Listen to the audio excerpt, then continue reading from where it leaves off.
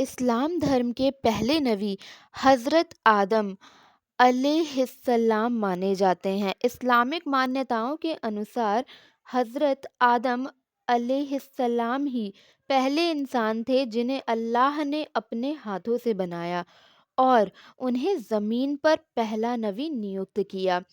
حضرت آدم کا اتہاس کچھ ہے کہ اسلام میں یہ مانا جاتا ہے کہ جب اللہ نے دنیا اور اس کے سبھی جیووں کی رچنا کی، تب انہوں نے اپنے سب سے پریے جیو انسان کو بنانے کا نشچے کیا۔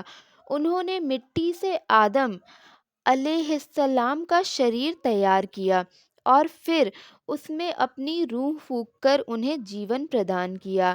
حضرت آدم علیہ السلام کا ادیشیہ اللہ کے آدیشوں کا پالن کرنا اور انسانیت کو صحیح مارگ دکھانا تھا۔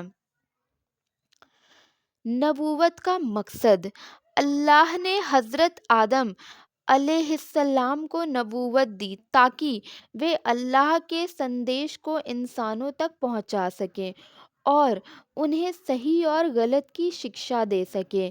اس کے ساتھ ہی انہیں اللہ نے حرام اور حلال کا گیان دیا اور بتایا کہ انسان کو کیسے جیون بتانا چاہیے۔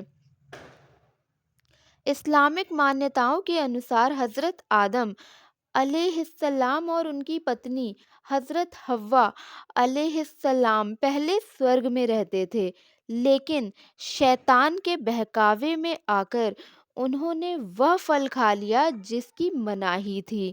اس کے بعد اللہ نے انہیں سورگ سے نکال کر دھرتی پر بھیج دیا۔ یہ سزا اس لیے تھی تاکہ انسان یہ سمجھ سکے کہ اللہ کے آدیشوں کا النگھن کرنے پر کیا پرینام ہو سکتا ہے۔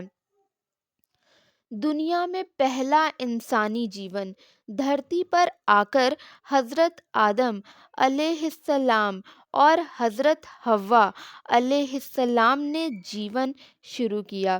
انہوں نے اپنی سنتانوں کو بھی اللہ کی عبادت کرنے، سچائی کا پالن کرنے اور اچھے انسان بننے کی شکشا دی۔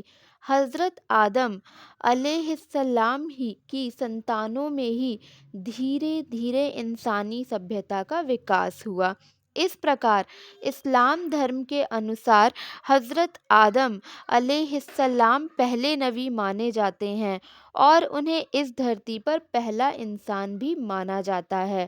اس کے بعد اسلام میں کئی نبی آئے جنہوں نے انسانوں کو اللہ کے مارگ پر چلنے کی شکشا دی۔